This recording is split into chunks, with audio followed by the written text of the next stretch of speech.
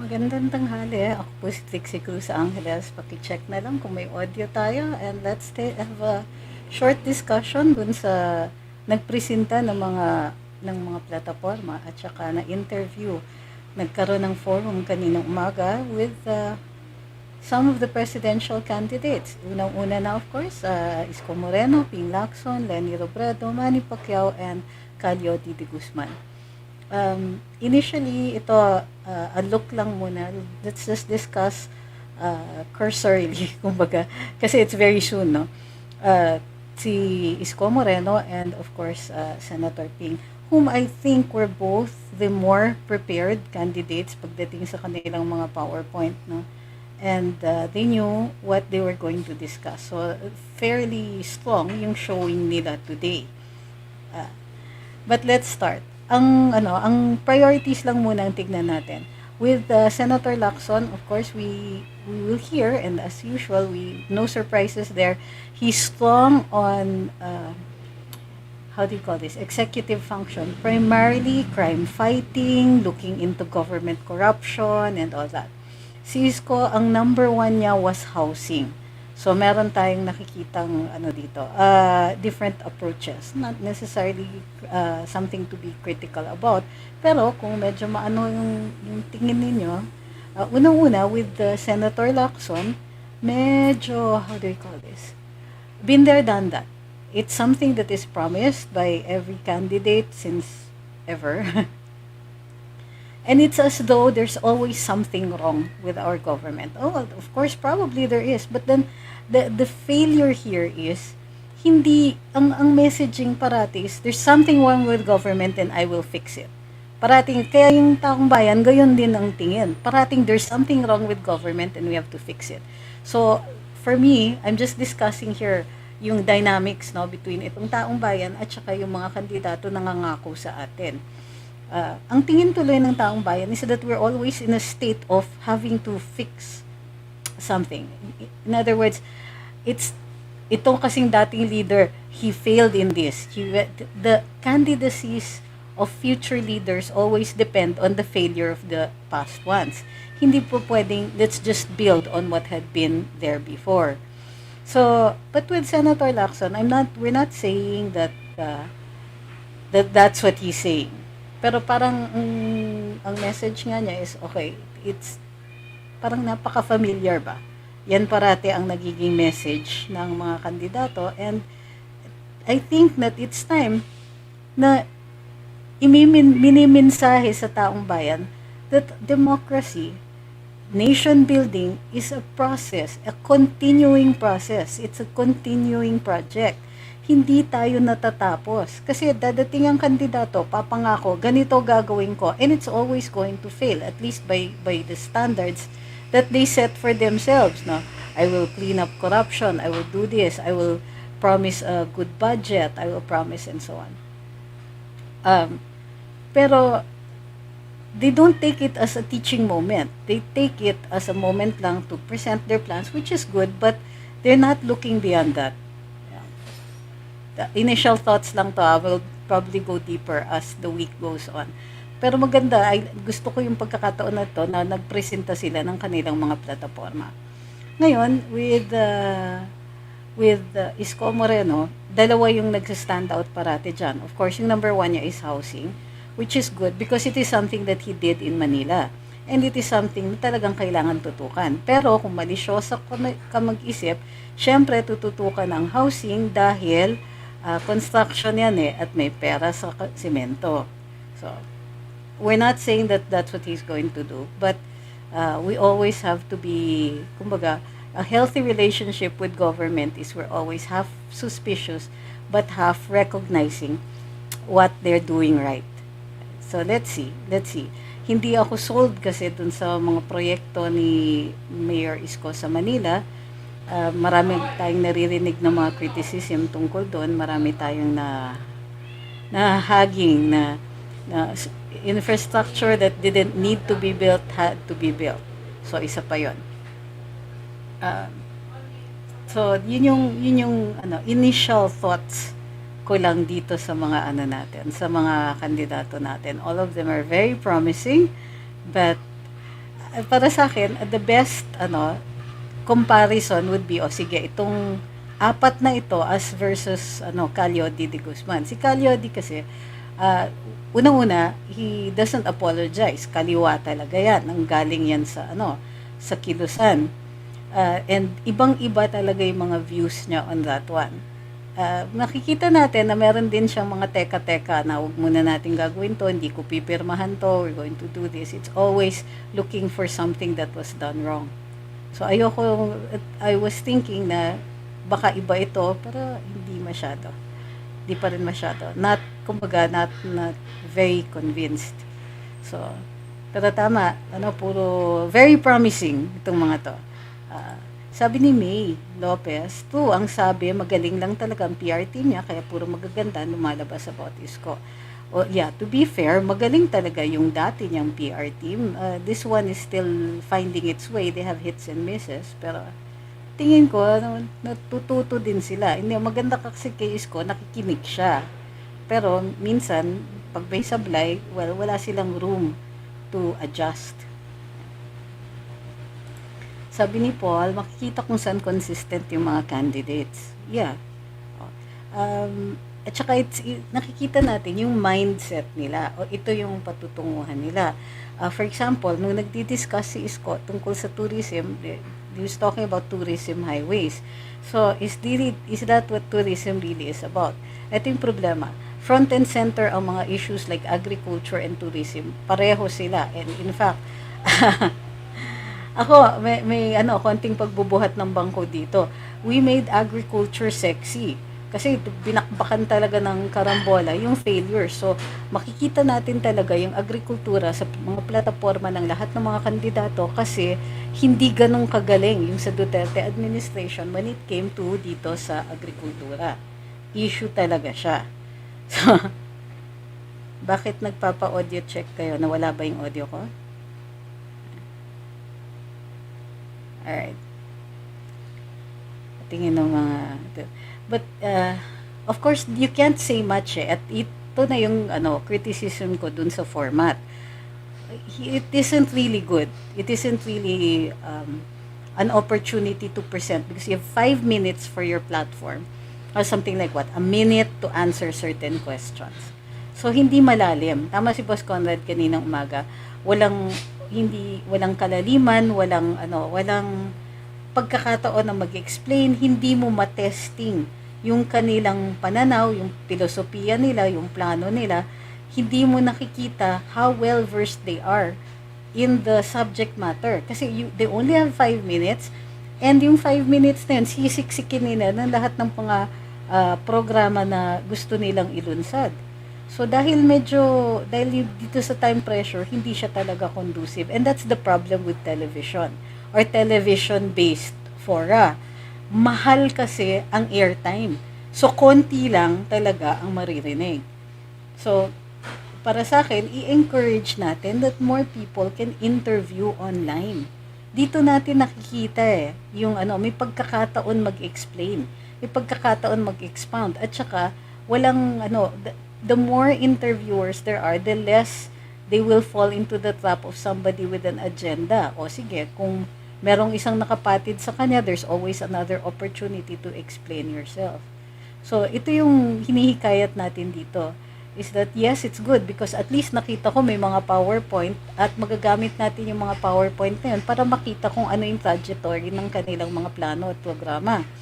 Pero, gusto natin i-explain Halimbawa, gusto kong malaman, sige, may tourism highway. There's a way to get the tourists to tourist destinations. Yes, but that's a tourism spot approach which already went out in the 70s. Ang approach natin to tourism is that we aren't really so much tourists as we are travelers. So, pupunta ka sa lugar, of course, gusto mo puntahan yung mga places of interest. Pero parang yun ang ginagawa nilang endpoint lang. Yung, sige, punta kayo dito, go to Boracay, go to the beach. Yun lang ang mabibenta mo. But if you say, come to, anong probinsya yung Boracay? To this particular province, and you'll see the beaches, you'll have this, you'll have that, and all. So you want to make the places good places to live. you make better the quality of life. And what does the quality of life dictate? Ibig sabihin, maganda yung roads, maganda, it's a good place to live. If it's a good place to live in, it's also a good place to travel. So, yun na po ang ano. So, pagka, you don't talk about tourism destinations only or particular spots. You're looking at making the entire place better. So, halimbawa, ihahanda mo, pati yung locals, handa sila. Papalaganapin yung mga business savvy, yung mga, meron kayong training so that all of the locals will understand entrepreneurship. They will understand the nature of service, what we're trying to do. The local governments, kailangan tutukan yung mga ganito, and the national government should assist that. We should stop looking at tourism as something that will be solved always by infrastructure. At yun ang worry ko dito kay Mayor Isko. While we of course love the fact that the Duterte administration ay meron silang infrastructure program kagad, and they're bringing us into the 21st century belatedly, we don't also want people to think that the answer to all of our problems is always in pouring cement on it. That there has to be a road, there has to be a bridge, there has to be this or that. Kasi yun parati yung naging justification under the BS Aquino administration. So you had roads that were rarely used, bridges to nowhere, etc. Na okay lang sa kanila because isa-certify nyo lang, kailangan, necessary project. Yung project entails a structure. This structure gets built with all the appurtenant graft or even without it, but it was completely unnecessary. So, approaches to the tourism, hindi pwedeng hi ma'am, hindi po pwedeng you look at it as just a way, the problem is that is limited to just getting the traveler there. I think that what we want to do is to make sure that the tourist wants to stay a little longer, spend more money, think that his money is worth it in a particular location. Doon naman sa kay Senator Ping, of course, it's his training and his mindset. It's always law enforcement, it's military, it's so on. I'm not sure how good that is for us now, but that is his mindset. Alright, let me look at the Kathleen Fakulanan says, do you think na si BBM and Sara napipiliin ng INC dahil lang sa pinayagan sila sa Philippine Arena? I think na, yung proseso ng pagpipili ng kandidato, dahil internal yan sa simbahan, it will not be easy for us to guess. So, until such a time as mag-announce sila, that's when I will take the cue. Hindi ako mag-guess or magsi-second guess. Nasa sa kanila yon. I understand na you're concerned kasi meron naman solid vote nga ang INC, and this can sometimes turn the tide. But right now, for me, unless they announce it, that's the time we'll consider it. That's the time then we say that, supportado sila. Ayoko silang pangunahan. One, it's not fair. Two, hindi naman ako miyembro ng simbahan. So, hindi, parang, when they say it is, it is. Bok Parsa says, Lenny will push for an anti-turncoatism law, but she's the first party chairman of Liberal Party who left the party and ran as an independent in the presidential elections.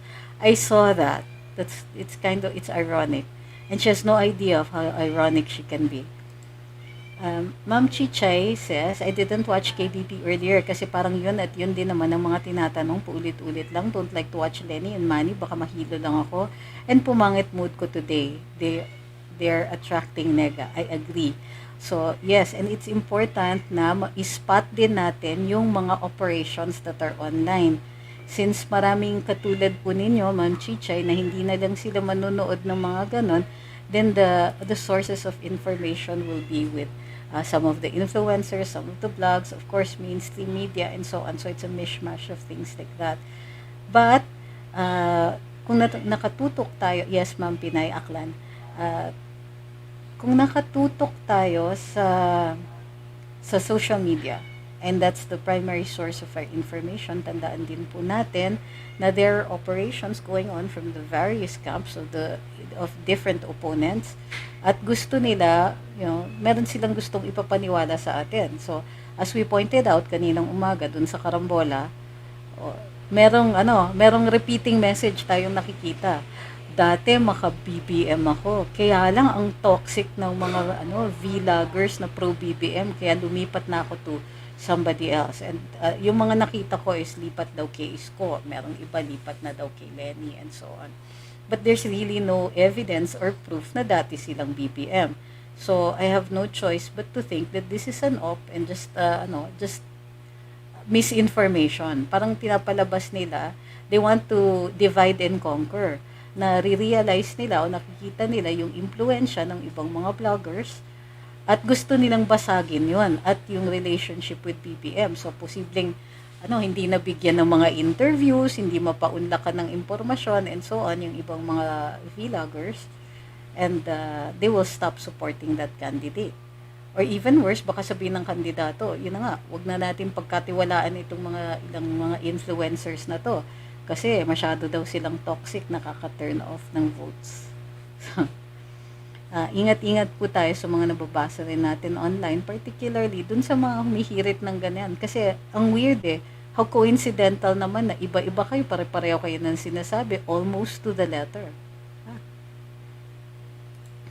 Sabi ni Marie, kailan po ba dapat ang pag-release ng resulta ng DQ case? Walang dapat, ma'am na ginawang controversial ni Quanson. Kung DQ po, what happens na? Ma'am, unang-una, huwag niyong pangunahan. Wala pa ngang, matatagalan po yung desisyon.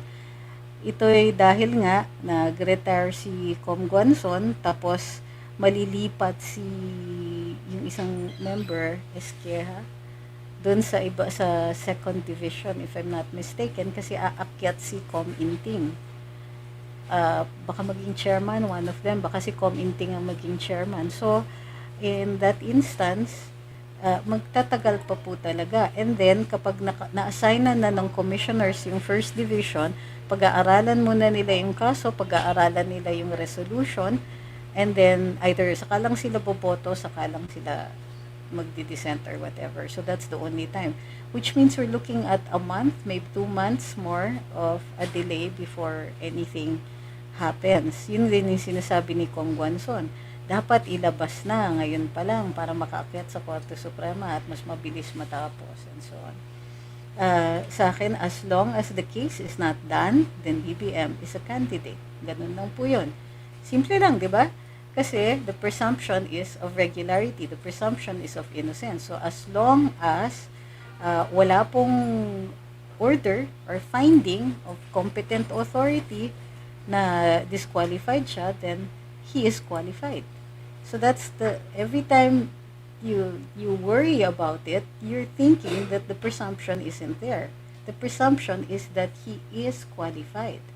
And it is the job of those who oppose it to prove otherwise. So kung wala pang announcement, then he is deemed a candidate. Now, base dun sa mga desisyon ng Korte Suprema, thank you kay Winnie RT at saka kay Brutus Turagsay. Cooking show lang daw pinuntahan ni BBM, sabi ni Kurt.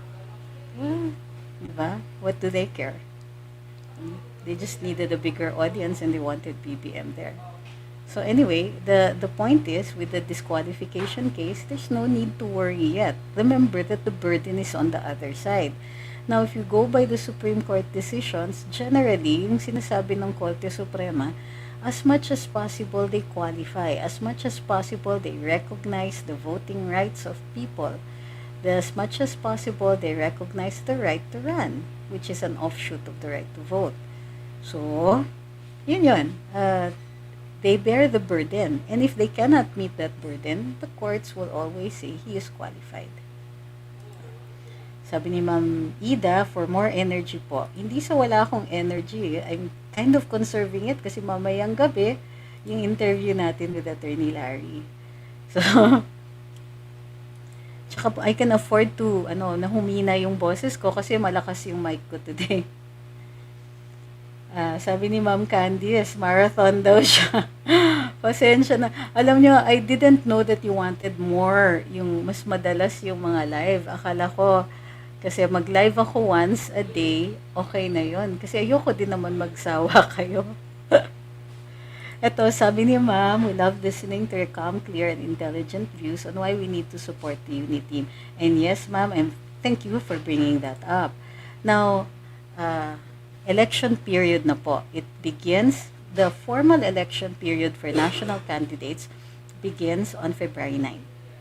Sa ibig sabihin nito, dito na nagbibilangan ng ads, nagbibilangan ng, binabantayan na ng COMELEC yung ginagastos ng bawat kandidato para sa kanilang mga kampanya.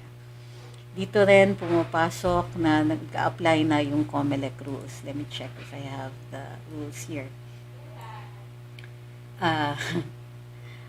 Mahaba kasi yung mga prohibited acts, so we'll go through them just a little at a time dito.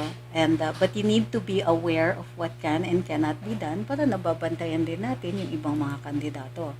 But speaking of supporting the candidate, now is also the crucial time. Kasi ariba na yung mga kabilang kampo. Dati low-key pa yung iba sa kanila dun sa pagbibira. Syempre, bibirahin nila yung number 1 candidate. So, dahil yung number 1 yung si BBM at saka Inday Sara, then what needs to be done in the campaign is to consolidate the vote that they already have. Kumbaga, yung support nila already. So, how do they do that? Well, the best method na nag-work para sa kanila is the bandwagon effect to get more voters, which is the caravans, and then yung continuous interviews and availability ng both candidates online. There's so much material on each of them, so that they look accessible dun sa mga voter base nila. Andyan parating impormasyon. So, yun ang natin. Ang wino-worry ko is that this is also the time na titirahin yung mga weaknesses. Ang hinahanap ng mga opponents ni BBM is what they call soft support. Ibig sabihin, pwede pang magbago ng isip yung mga yon. So, always identify ano yung mga current issues, ano yung binibira nila dun sa mga kandidato, at kailangan sagutin yan. Kung hindi, walang oras yung mga kandidato, or it would not be good for them na patulan yung ibang mga babababaw na issues, then it's up to the people who support them to answer those issues. Now, eto pa yung isang napansin ko. May mga trolls, pero bago na yung style nila. Bait-baitan yan. Pupunta sa wall mo, tapos sasabihin, hindi pa pwedeng ganito. Tapos magbibigay, let's say, halimbawa, dun sa post ko about Lenny and her failure to recognize na hindi nag-a-apply ang labor code doon sa sa government. So they cited to me the exception. Siyempre, yung exception, maliit lang. Ang exception to the rule na hindi nag-a-apply ang labor code doon sa government is government-owned and controlled corporations that are organized through the SEC. In other words, they don't have an original charter, they don't have a law creating them. They were created by the SEC or through the SEC, so through the ordinary course of incorporation. So, unang-una, napakaliit ng exception na yon for it to be justifying, for it na ma-justify yung sinabi ni Madam Lenny tungkol dun sa na ang gobyerno ay violator ng labor code. So, sabi, hindi ba pwedeng nagkamali lang siya, she just referred to the labor code when actually she meant this. Ang layo. She meant yung doctrine nga na may job orders, ganyan, at hindi dapat bibigyan ng something like security of tenure and so on. In other words, ini-explain nila for the candidate. Now, it's effective kasi hindi na sila nang aaway. Pero nakikita mo, merong fake news hidden in there somewhere. Number one, partially fake news. They said na hindi naman buong government ay hindi covered ng labor code. Is that a justification by citing the smallest slice of government employment and saying that that's the rule?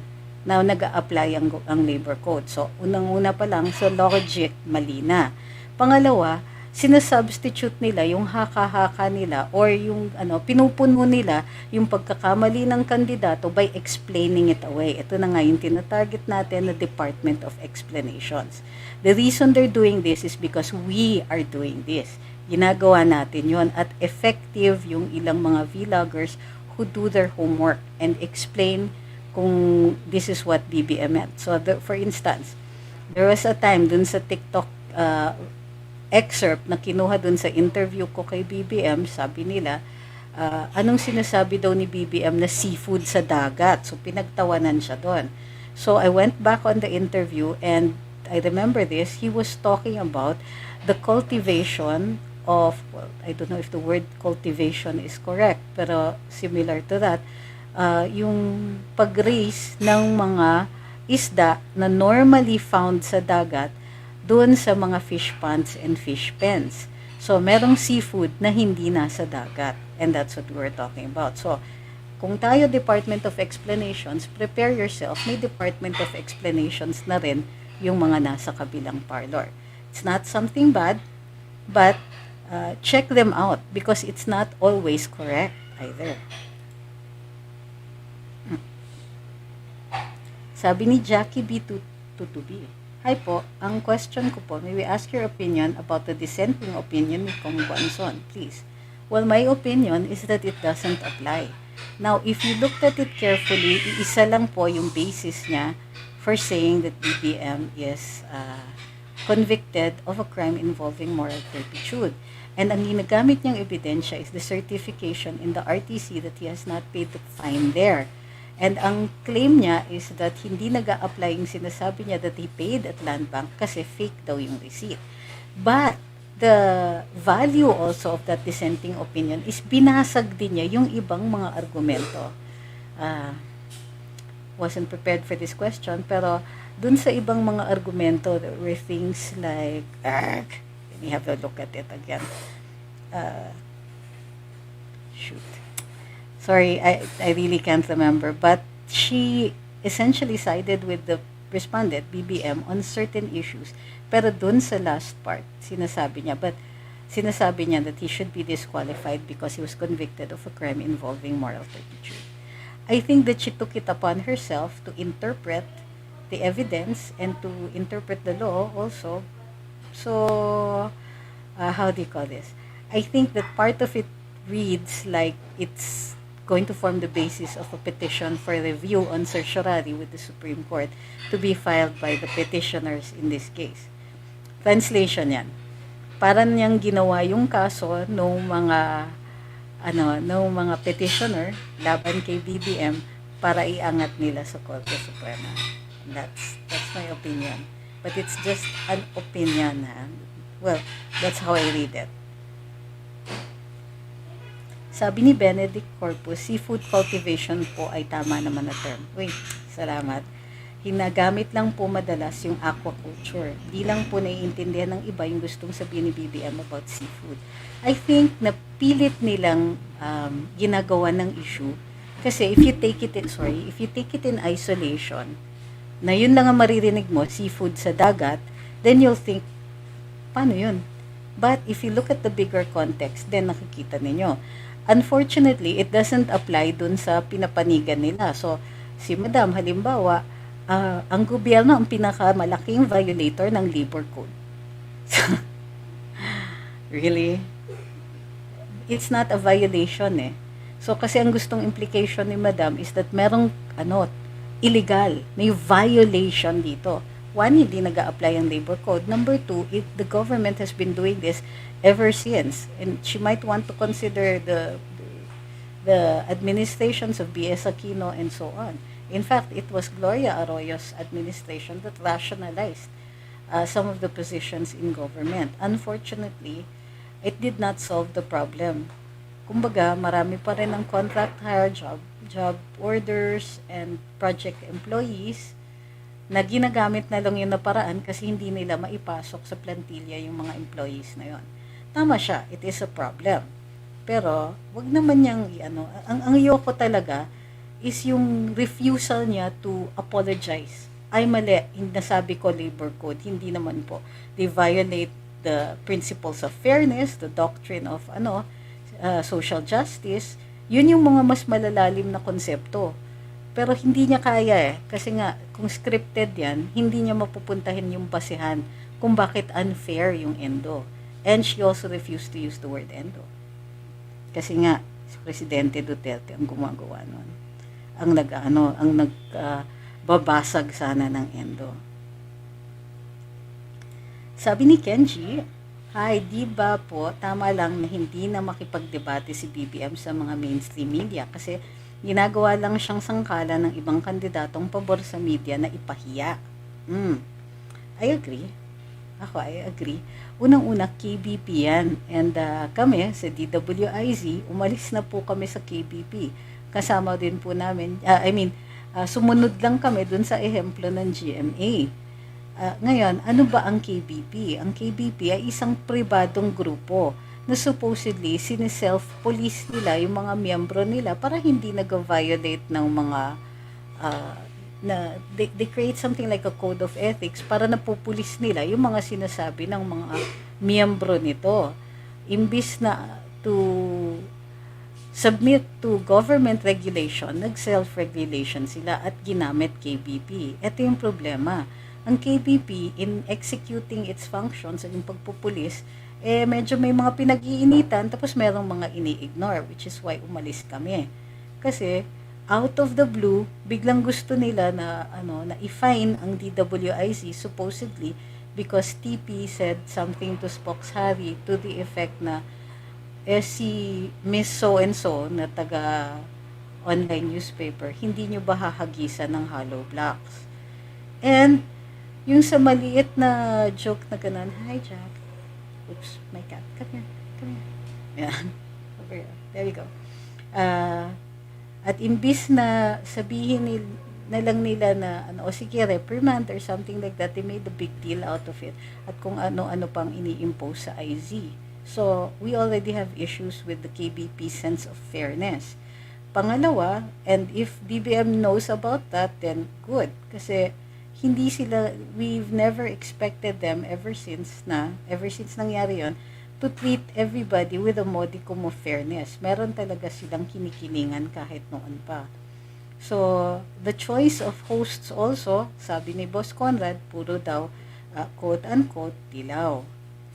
And which doesn't speak well of how they're conducting this forum. Ngayon, pangatlo, of course, it is the choice. Parati. Choice yan ng nainis nga ako meron pang statement si Spock Jimenez ng COMELEC na dapat pumupunta yung mga kandidato sa ganyan. It's good daw for the people, so and so. Yeah, pero you're supposed to be fair. The COMELEC is supposed to be an arbiter. You can say, we encourage people to go. Pero yung parang pinupunterya mo, yung isang kandidato na hindi makakapunta because of a schedule conflict. Alright? I'm not going to go beyond that. While I do say na it's not a very good forum, ang reason naman kung bakit hindi pumunta si BBM ay dahil, the schedule conflict. And it's his choice kung saan niya gustong pumunta. Dalawa yung mga event niya, tapos pipilitin yun. Ano kayo, mas importante? How dare you say that? Ang mag-judge kung ano yung mas importante, then yun ang kung ano yung mas importante para sa kandidato, hindi para sa inyo. Yun ang magiging judge noon. Siya lang at siya alone. Kasi siya yung magde-determine ng course ng kanyang ng kanyang kampanya.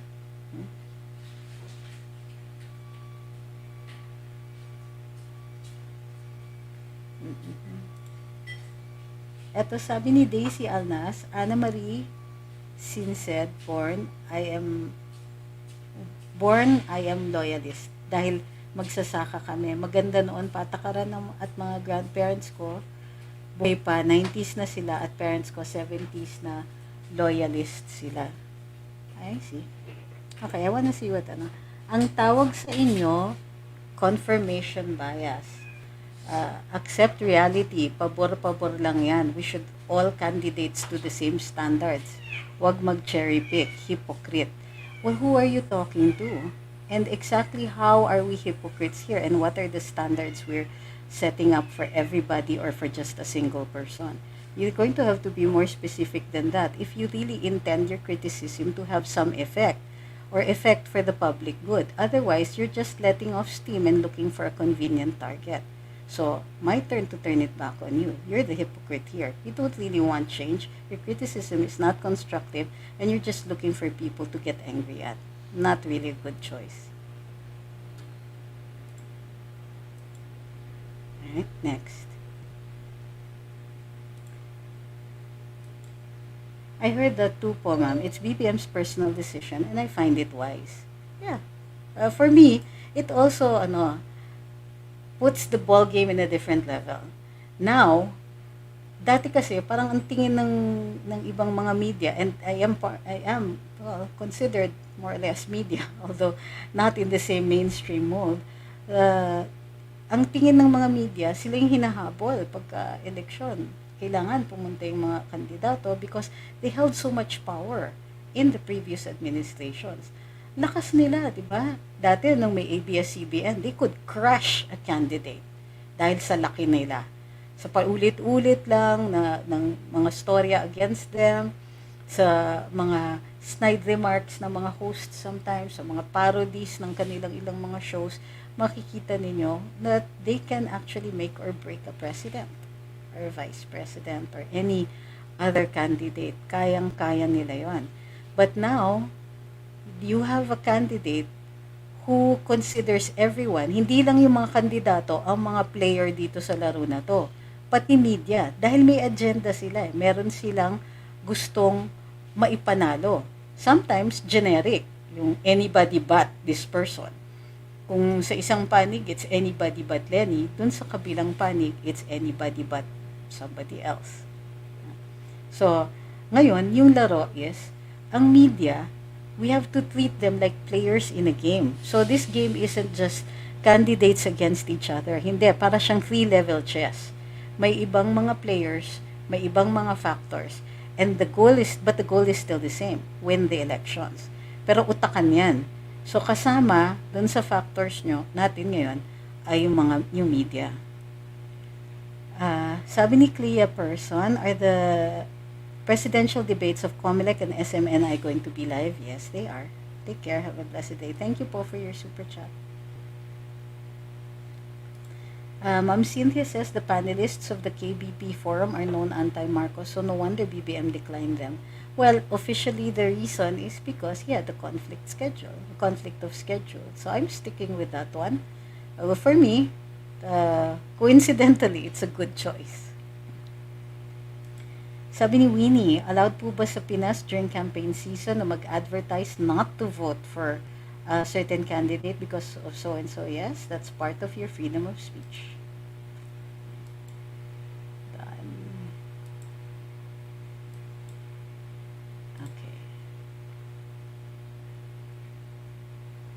Now we're looking at, these are the prohibited acts in the Omnibus Election Code as posted by the COMELEC. So look at the first one, vote buying and vote selling. Vote buying and any person who gives, lakihan natin. Is this big enough? Nakikita nyo ba yung I hope nakikita ninyo. Yan, bigger. So that vote buying and vote selling. Any person who gives or promises money or anything of value. So promise pa lang, kahit walang binibigay pa na pera, offers or promises money or anything of value. Tapos gives or promises any office or employment. Yung mga tipong, iboto nyo ako, bibigyan kita ng trabaho, eto yung trabaho mo. Gives or promises any franchise or grant. Remember that a franchise and grant are privileges. So, hindi mo pwedeng pangako yan. That's an exchange for something of value. Public or private, or makes or offers to make an expenditure directly or indirectly, may babayaran, or cause an expenditure to be made to any person, association, corporation, entity, in order to induce anyone or the public in general to vote for, against any candidate or withhold his vote in the election, or to vote for or against any aspirant for the nomination or choice of candidate in a convention. So, I think this is clear. Kahit pangako pa lang, nabibigyan sila ng pera is already vote buying. So, yung dati rin, yung namimigay ng pera, gives or promises anything. So, dito, anything of value, that's what it means. So, you pay somebody an amount of money to vote for a certain way, that's considered vote buying. And the person who accepted that money is vote selling. So if you will note, it's not just the person who pays, it's also the person who accepts. So, bawal po yan. We'll look at penalties po later. May mga ng penalties dito. It's generic for the violations dito. So these are called election offenses. Any person who solicits or receives directly or indirectly an expenditure, ito na yung pera, or promise of any office employment for any of the foregoing considerations. Conspiracy to bribe voters, two or more persons, whether candidates or not, who come to an agreement concerning the commission of any violation of this section and decides to commit it. Now, for example, conspiracy nga to bribe voters. Dati merong lumalabas na alleged videos ng mga tao nakaupo sa isang long table, may pera, tapos may dadating, may bibigay na slip of paper, tapos babayaran nila. And supposedly, yan daw ay isang operation. So every person at that table, assuming that that video is indication of vote buying or vote selling, lahat po ng nakaupo dun sa table na yon kasama. So yung kandidato and all the way down. Okay. So ano lang muna, just a few provisions. So what we'll do is every day we'll discuss a little bit. Kasi ma-overwhelm kaya ang dami-dami dito. Wagering upon result of the election. So hindi pwedeng pagpustahan yan. So of course, this talks about, let's say, well, I don't know if even the small wagers are going to be punished, but nevertheless, you should be aware na pinaparusahan po ang mga nagbe-bet on election outcomes. O, di ba? Let me see. So, for today, yun yung mga natin, vote buying, vote selling, conspiracy to bribe voters, wagering upon the result of an election. So, bukas na po yung coercion of subordinates. Medyo, medyo masalimuot yung mga ganito. So, it's best to, sorry. Bakit nawala yung camera ko? May audio pa ba? 1, 2, 3, 4, 5. May audio pa po ba?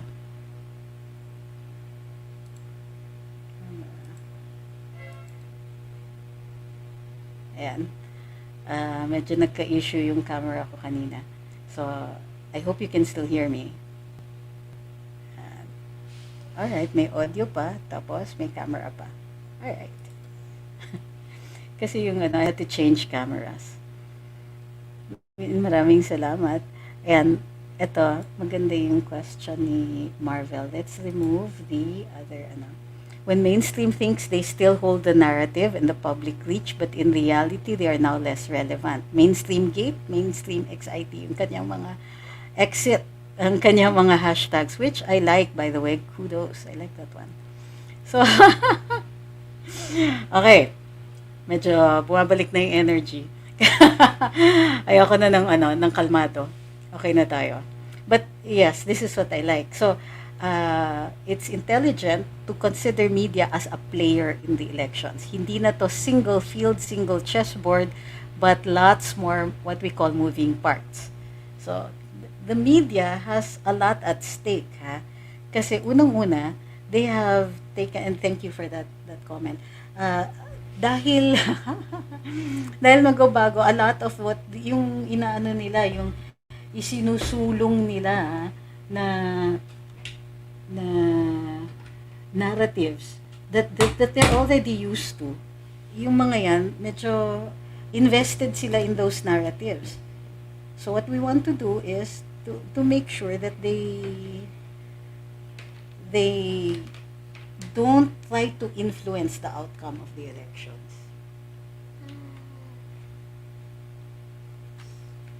I'm out of words. Kulang ako sa ilaw. I hope it's bright enough for you guys. There you go.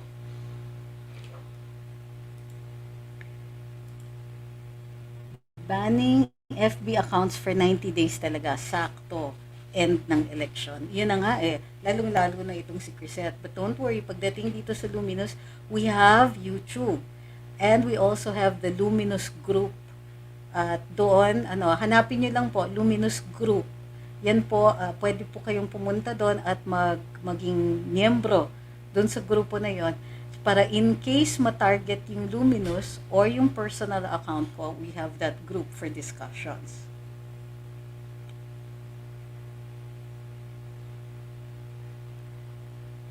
Blurred pa ba ako ngayon? Parang hindi siya blurred on this end. Because of the light.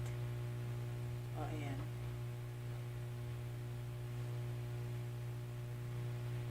Nag-upgrade daw yung setup ko. Sabi ni having set...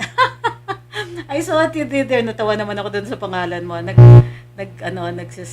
Nag-upgrade daw yung setup ko.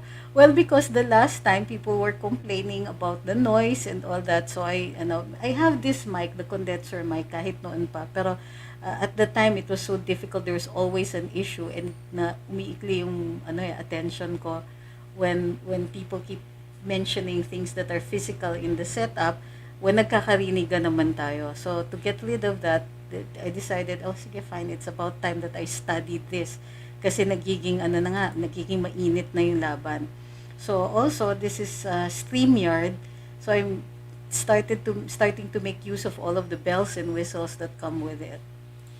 Ma'am Marites says, the mainstream media is hurting knowing that they no longer are the main player alone when it comes to disseminating information.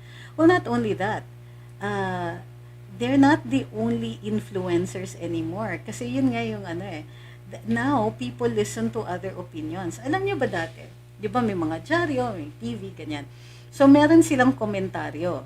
So dito sa dyaryo, halimbawa, yung komentaryo nandun sa opinion pages. And they're one of the highly read ones. They're one of, kumbaga sa hits, yun ang pinakamaraming hits sa isang dyaryo noon. Ngayon, para maging opinion columnist ka sa isang pahayagan, kailangan one day like you share their views, so on. So, I know because I was with the short-lived Manila Meteor for a while, and yes, I was with InquirerGlobal.net, the Inquirer Global.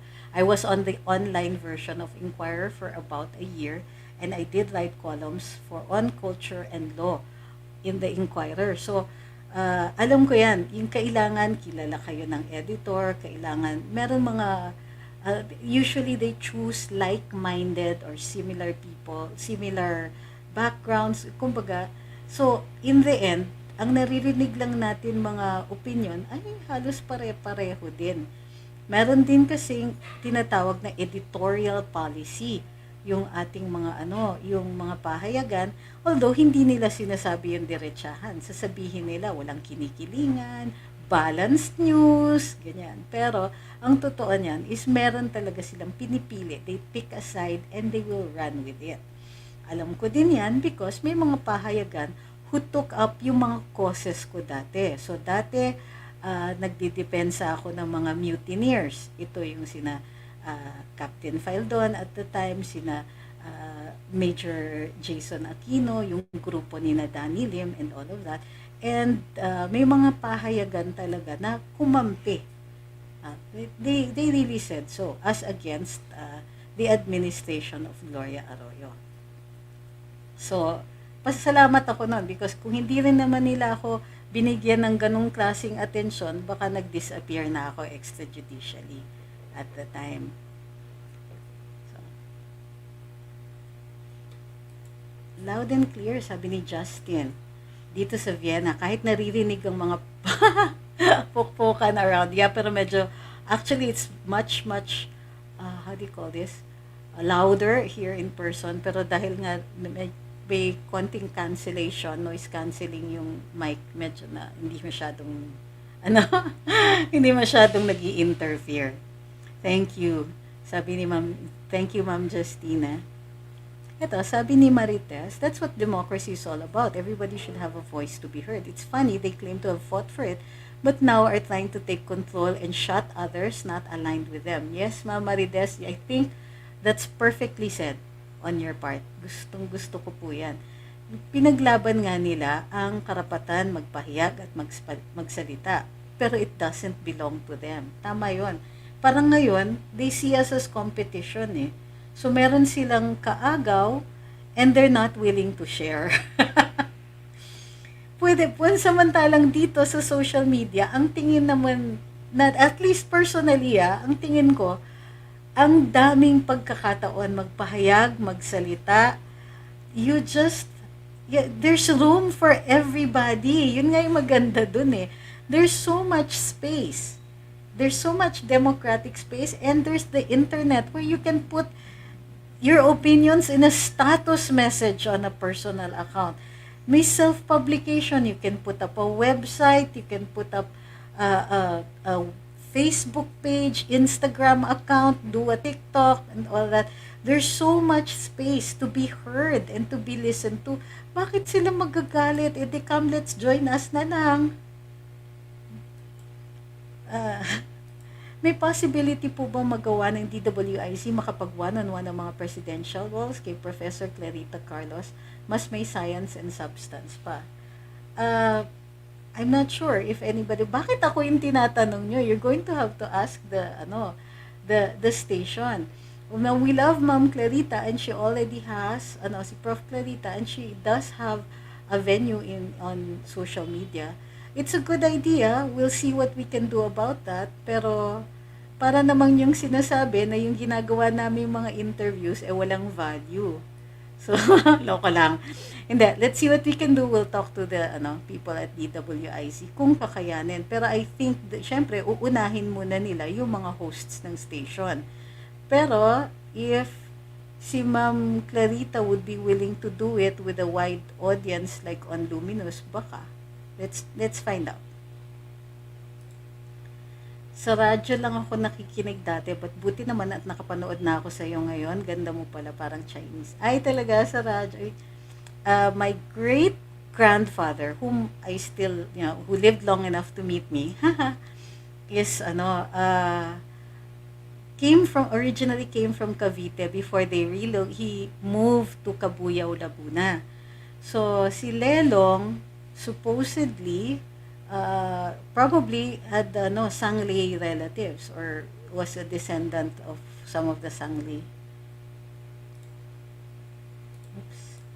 Jackie P, sana po meron tayong paraan kung paano malalaman kung nadadaya na po yung vote counting after ng botohan para di na po maulit yung nakaraan na botohan dati katulad ng KBBM for Vice. Actually, if on their toes yung mga lawyers ng bawat kandidato, we can actually prevent it. But let's see what more we can do. Okay. I would just like to point out, guys, that you do put me on the spot, when you ask for things that the station might not be able to do. Minsan humihingi kayo, bakit di nyo interviewin si ganito, si ganyan? Pagkatapos naming i-bash, we do ask naman certain people to guest with us. Pero hindi na sila pumapayag. They don't even answer our calls anymore pagka napangunahan na nung namin, ng programa. We criticize based on previous reports. Parating may basihan yon. So yung mga nagre-request na, bakit di nyo interviewin si ganyan? Oh, yeah, right. After I said all of these things, tingin nyo pupunta yon? Get real, number 1. Number 2, yung mga ganyan, why don't you do this? Which means that we will be competing with our own programs in our own websites. So, konting hinay naman, guys, when you're asking us to do something. Do you do that with other hosts? Do you tell, for instance, Karen Davila, ba't hindi ka mag-guest sa IZ? Or ba't hindi ka mag-guest sa Luminous? Really, guys, isip-isip naman minsan. You're putting us on the spot, and it's not nice. Spider C says, baka pwede po kasama kayo sa panel, kayo si Clarita, kayo si Sir Bobby Tiglao, and si Conrad Banal. So, na ngayon, parang lumalabas na gusto ninyo mag-organize ako, mag-host ako, and at the same time, convince the station to do this. Right? What if ginagawa ng CNN Philippines, which is our affiliate? Remember, it's a media organization. Ang IZ is part of a media organization. It's the ALC group of companies. So we have Business Mirror, Filipino Mirror, Philippines Graphic, DWIZ, Home Radio, and CNN. So Di ba? Di ba? I mean, I hope that you're thinking about what you're asking for. Kasi, like I said, you put us on the spot sometimes. So, you even ask about other programs. And even if they're not on the same time slot, they're competitors. So, bakit niyo pinipilit yun? Ha? Bakit parang gusto ninyo endorsohin namin yung mga competitors? We especially cannot do that on radio. Mga, bakit ano, hindi nyo binabanggit yung programa ni so and so. Hindi nyo kinukot si so and so. You see, let's say, a couple of videos on YouTube and you're convinced by this person and kami were not convinced pero gusto ninyo ipilit na isama namin sila o i-acknowledge namin yung sinasabi. We won't do that because it will look like an endorsement. So, wag naman pong mapilit. I hope you understand that hindi namin mapapaunlakan lahat ng mga requests na ganito, lalong-lalo na kasi we're still with the station and we have to be careful about competitions. Okay?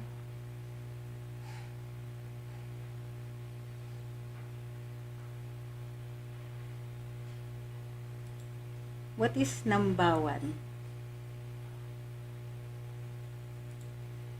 Alam ko na ba't nagpa-interview si BBM kay Corina kasi ang magkatapat bilang best magazine show lagi KMJS at Rated K. Uy, grabe mang troll si BBM. Gentle swipe lang kay Jessica Soho.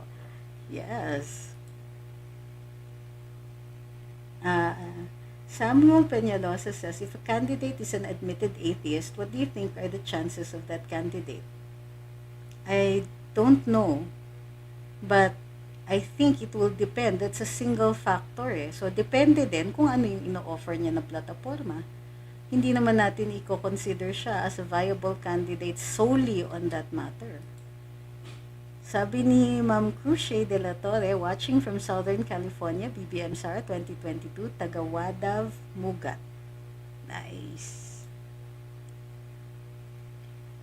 Sabi ni Luis Dizon, wasn't PRRD an unlikely candidate for INC and yet he got the endorsement and BBM as VP also? I think there were other factors. I understand that it's possible that the church felt oppressed under the previous administration and therefore was never going to endorse the candidacy of the last administration, or the candidate of the last administration. So that's another factor also. But I'm not sure about the specifics and how he got the endorsement. Or even if I do, I'm not at liberty to discuss it. Marvel Ragot says, the public is not the root cause, nor will be the root cause, while mainstream media slow downfall of its relevance. Rather, the culprit is the interest of their management or major stakeholders or the owners. I agree. I think I do agree on that score. For quite a long time now, sabi ni Joel Verhel de Dios, I ceased from watching the news, GMA, ANC, CNN, whose political leanings are so obvious. Thank you for patiently guiding us through the importance of national issues. You're welcome.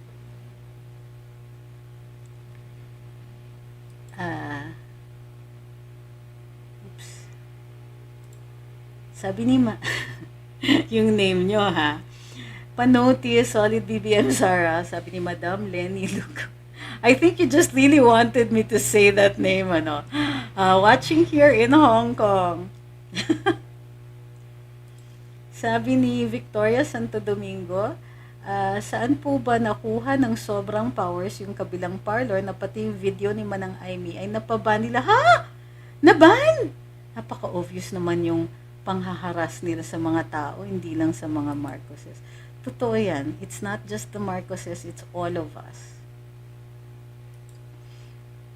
Sabi ni Get Real, a media event with the intolerant. Grabe kayo.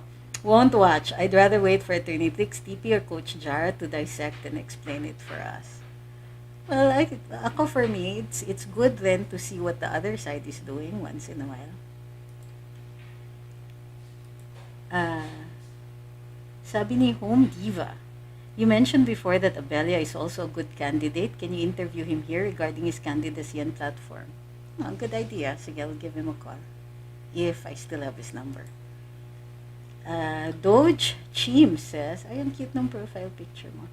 Sana po may details paano makakakuha ng ticket for Unity Proclamation Rally in the Philippine Arena. Kayo po, po ba nandun?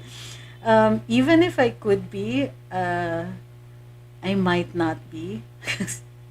Daming tao eh. And the crush of people, going to the Duterte events before were bad enough. And I think this is going to be a huge crush of people.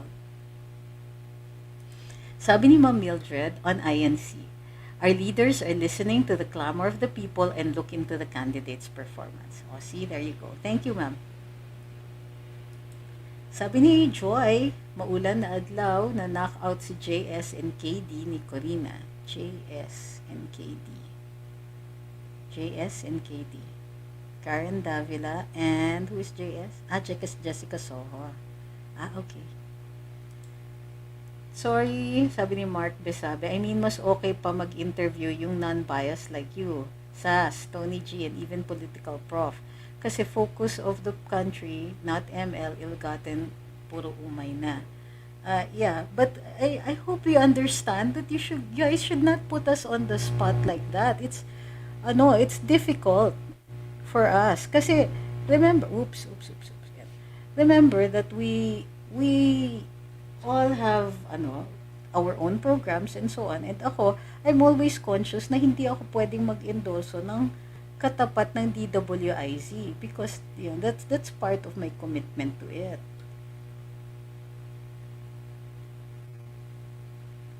Merong konting buzz. Alright. Sabi ni John Roy, I love watching Lenny interviews just to watch her choke. I know, but it might be less and less as time goes on kasi I noticed that she's getting better at answering, which is a good thing, guys. Huwag tayong mainis. Kasi now we can concentrate on what she's saying and not just how she says it. But still, yung nakakairitang paulit-ulit, it's still there. She just talks faster. Carrie Martinez is asking, would you interview Spock's Harry? Yes, I already asked, and we still haven't gotten a definite interview time for him. But we already asked him, nakausap ko na yung assistant niya, pero ang sabi, naghahanap pa sila ng oras para doon. Sabi ni Rexy, can't imagine a life without Luminous, SAS, Thinking Pinoy. Mabulaklak salita nila. Uy, mabulaklak kami. Because of the information and detailed explanation from you guys, bunga yung mga sinasabi na ng pink and yellows. Ay, bangga. Sabi ni Ian, pinakamagandang question so far from interviews yung KBA. Pero let's see with Corina. Yung KBA. BA. Ano yung KBA? Guys, why are you using initials? Anong meron?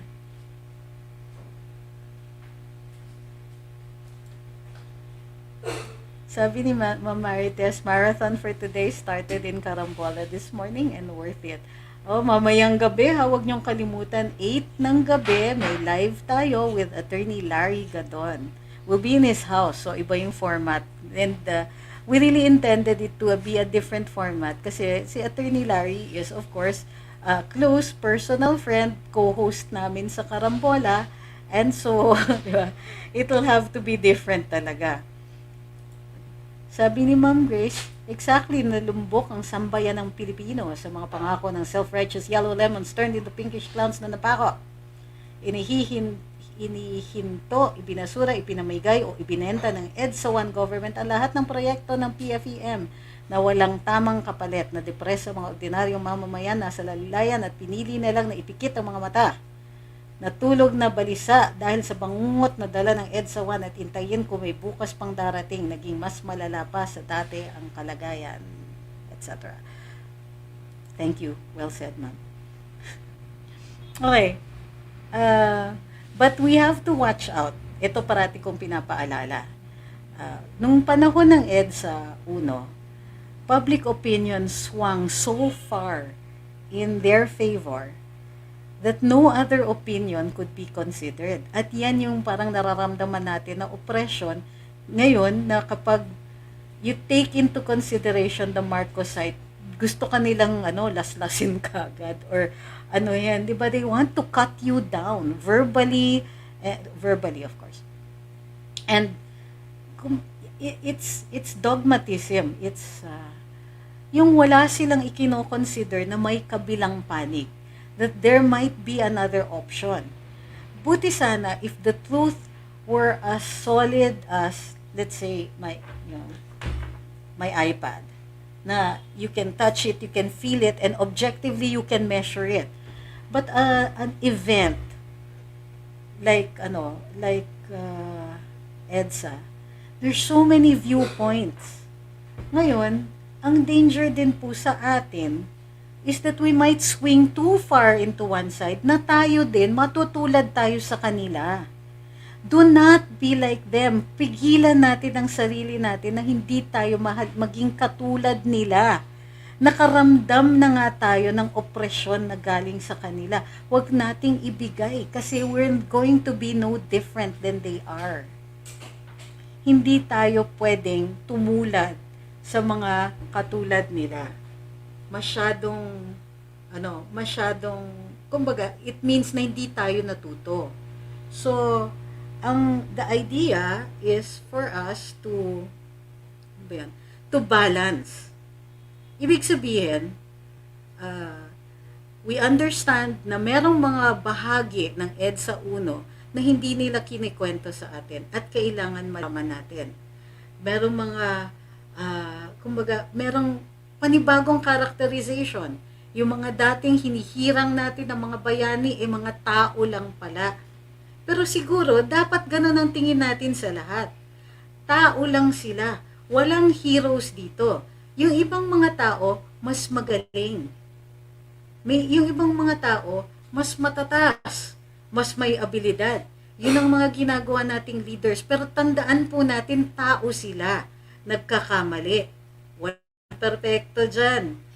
Kung minsan, merong dahil alinsunod dun sa panahon, nakikibagay sila sa panahon. So kung uso ang ganito, let's say, kung merong magsabi, yeah, Kadiri BBM used to wear bell-bottom pants. Panahon ng 70s, of course, they would wear bell-bottom pants. I mean, it's just an example. Wala talaga nagsabi ng ganon, and I don't really care. But I could also say na, hala, nagpayaman yung mga opisyales ng gobyerno sa Marcos administration. And I can say, nagpayaman yung mga opisyales ng gobyerno sa Cory administration. Nagpayaman yung mga opisyales ng gobyerno sa Ramos administration. And so on down the line. My point is that we don't have to defend mistakes or anything like that. We just need to accept it and see who are going to make good leaders. And if they're the good leaders, screw everything else. I need you to take me into the next 10 years or to the next 6 years. I don't care. I see that you're going to be a good leader. I see you are equipped for this. You have experience. You have all of this. You know the ways of government. I trust you to do this for us. I don't care about your past. You don't have to defend it, and we don't have to recreate a different scenario for what happened in the past. All we have to do is say, I see the qualities of a good leader in this person. Nakikita ko na magiging magaling siya na leader kasi kahit ngayon pa lang, nakikita ko yung qualities na ganun. Unang-una, hindi siya bingatibo. Pangalawa, he's a grown-up. Hindi siya makikigulo dun sa mga ginugulo nating mga hampas lupa. Meron siyang vision, meron siyang nakikitang patutunguhan natin. I don't care anymore. And if somebody tells me that you have to care, I will laugh. Because I cared. I cared about my country. I gave up so many of my years as a professional, as an adult. I gave it to helping build up my country. Whether I succeeded or not, I cannot say at this time in my life. But I did. And that's more than all of these minor critics can say. So that's my point. If these people are not credible and they tell you to do this or that, you can just say, noted, katulad ng sinasabi parati ni Kiko, and, not care. And move on. Sabi ni Sir Eric, last 2 questions. That's the reason I stay tuned to the Dilawans and Pinklawans SOCMED pages. So far, I haven't read anything new, but I have observed their memes are paduyan corny. Okay, that came from left field. Sorry. Yeah. But yeah. I agree. Hindi ka umabot. It's okay. There's the rerun or the online. Leo, hi. Haven't seen you in a while. I think Lenny did a good job in the Katang Isip segment of the ZRH interview, and just like that, her win will also be Katang Isip. I think she did badly. Akala ko you were going to go in that direction. But yeah, I think she did badly. Well, not badly. She did well in presenting it, and so it's now easy for me to take it apart. Hindi yung sumakit ang ulo ko based on her speech tics. Diba? Mali po ba yung ginawa ni Mayor Isko na excess campaign funds niya 50 million? Dapat po ba hindi isinama sa income? Si Lenny kasi 500 million ata campaign funds, tapos yung excess na donate na daw. But take note that she doesn't say exactly where it's donated. Okay, ganito yon. It's not illegal as long as you pay the income tax on it, because it will be counted as income. Remember, sa ating mga tax laws, ang income ay source blind. It means na you have to pay taxes kahit saan nanggaling yung income na yon. Basta may pumasok na pera sa iyo, income yon. So, kailangan mag-file ng taxes, mag-file at saka magbayad ng taxes. And the law doesn't care kung saan nanggaling yan. And there is no law that says where you have to put the excess money, na yung money that's left over from your campaign. So, in fact, kaya malakas ang loob, take note ni Mayor Isko, is because he's right. It is not illegal. Sabi ni Shane Sor, yung campaign materials ng pro-Lenny camp aims to please yung mga current supporters niya. Nalimutan nata nila yung addition ng election. Exactly. And on that note, I think that's a very good place to end this live. I hope that I like this discussion na sobrang nakakatuwa na yung mga inputs and yung mga questions. So I think you're right, maybe we should do this more often. No, talaga, ayoko lang kasi magsawa kayo. You might get bored, you might get, you might say na, it's nothing new. Kumbaga, it's always a challenge to come up with something new. Yung iba nga, meron pang napipikon dyan na, ba't di ka man nagalog? Ganito, ha? Unang-una, we learn the law in English. Ganun po sa law school. And the College of Law is the only college that is exempt from the national language policy or the mother tongue policy, not mother tongue, but the national language policy of the University of the Philippines, by the way. The College of Medicine din pala. So, the law is in English. And it is translated into Filipino. Can you imagine that? Because our lawmakers speak in English. They debate mostly in English, except for a few of the congressmen. Yes, but I do speak in Filipino. And I don't like to say it's Tagalog, but I do speak in Filipino. And there will be days na tuloy-tuloy yan in Filipino. Minsan nga lang, kailangan, merong mga fine points na kailangan yung diskurso in English. Okay, Ma'am Rian says, if you know sharing from Sun Tzu, if you know the enemy and know yourself, your victory will not stand in doubt. If you know heaven and know earth, you may make your victory complete. Maraming salamat for joining us here. Don't forget to like, share, follow, and subscribe. Facebook page natin, ha? Double check all the time. And para bumalik sa inyong mga news feeds, like and comment often in the comment sections. And like dun sa mga posts. Or react.